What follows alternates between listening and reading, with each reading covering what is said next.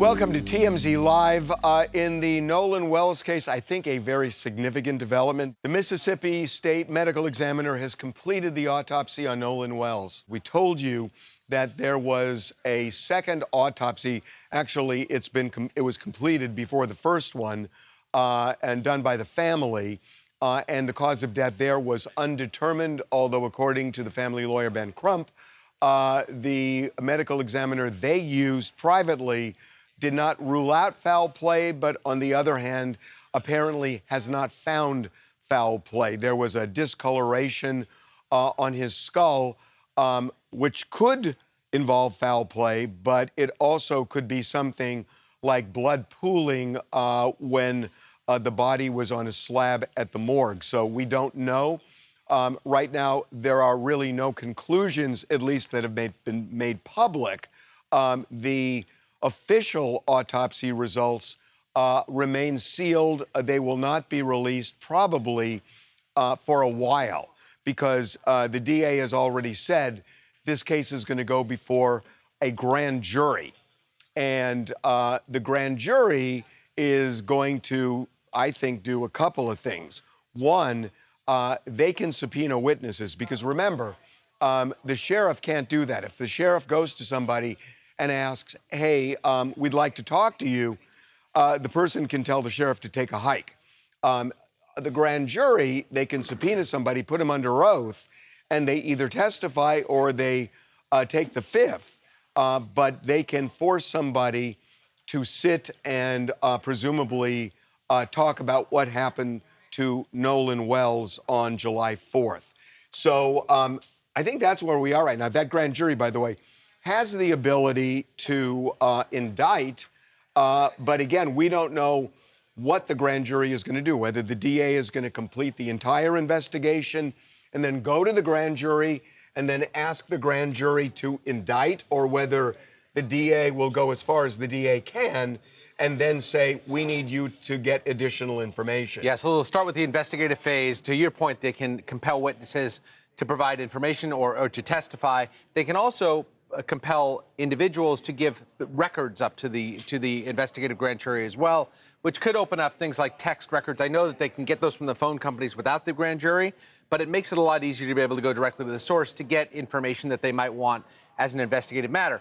Then, depending on what they find, to your point, they can absolutely convert that into an indicting grand jury, and they can try to get indictments against any potential wrongdoers. Or, and we have to say this, and I think it's important to say, or they can conclude this was a tragic accident and that there's no criminality. And I think people have got to remember that is an absolute possibility on the table here because there's been a lot of chatter online and by various people, who have gone to the media, but there is no clear path right now to any criminality that at least has been disclosed, except for one thing. There's already been an arrest, but the arrest doesn't have to do with Nolan Wells. Not related. Yeah, right. So we know that all the boys that were originally a part of the 3 boats that went out to Horn Island on 4th of July with Nolan, all those boys, we're told, have been cooperated behind the scenes with police, but have been receiving an overwhelming amount of threats, not just them, but also their family as well. The family of Warren Hudson, specifically his mother, who is a judge who, the internet uncovered pretty early on when trying to piece together all the pieces of this case. She, we're told, got a lot of threats, specifically from this one man who is known as a Sacramento area man, was arrested. And we know that the FBI had been looking into a lot of these threats. A lot of the families have been threatened, some of them credible, some of them not. But they are showing that this is very serious. They're taking these threats very seriously, and this man is behind bars. And there is something else that one of the boys who was friends with Nolan, his dad talked to the New York Post and said they are considering filing a defamation lawsuit against Ben Crump for insinuating that there might be foul play here and that these boys might be involved. Now, he has not filed anything yet, And this is the same father that's actually married to the judge of, which is Warren Hudson's mother. And we did also get a statement from Dr. Benjamin Hudson a couple days ago, and he had said that he is willing to give, $50K to whoever helps lead them to a possible arrest and conviction of someone that may have contributed to Nolan Wells' death. And he was pretty upset, talked about all the death threats, said that their families specifically have been receiving thousands of death threats because of Ben Crump, during his press conferences saying things like, these boys, why did they leave him on the island? What happened? Talking about the audio, that dispatch audio that we had obtained, which was the dispatch audio to Ceto when one of the boats was sinking, and you could possibly hear stuff going on in the background. Here's the stuff in the background that's important, that there's a lot of talk that they said the word Nolan and he's dead. And if you try and hear that, maybe you can. But what we've kind of concluded based on video that we received is that Nolan was not on that boat, that's the boat at the beginning of the trip back from Horn Island. Yeah. And that Nolan is not on that boat, and that's the boat that went into distress a few minutes after leaving Horn Island. Nolan was not on that boat. ABC News is saying that authorities have said that there are two witnesses they've talked to that place Nolan on the island as late as 6 o'clock in the evening, long after that boat left, and that he had been drinking heavily. Now, I don't think that leads to any particular conclusion, except that it seems to basically eliminate those kids from anything that ultimately may have happened to Nolan, if it's all true that he stayed behind on the island, was drinking, people saw him, and the boat had long gone by that point, right?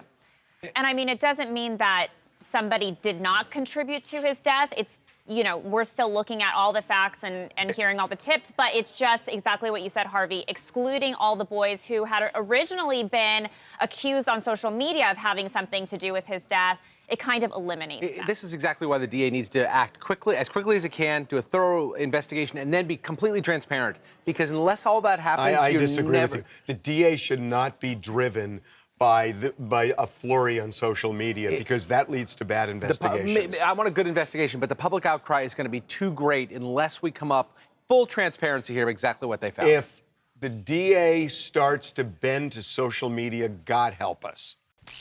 Hey, this is Trent Out Loud, YouTuber. I think the judge threats and the Benjamin Crump defamation lawsuit is just a distraction. I think it's incredibly telling that a white woman goes out and shows us the threats she's getting, and within days there is an arrest, but there has been zero arrest when it comes to the Nolan Xavier Wells case. Do you have any idea how many threats Christine has gotten?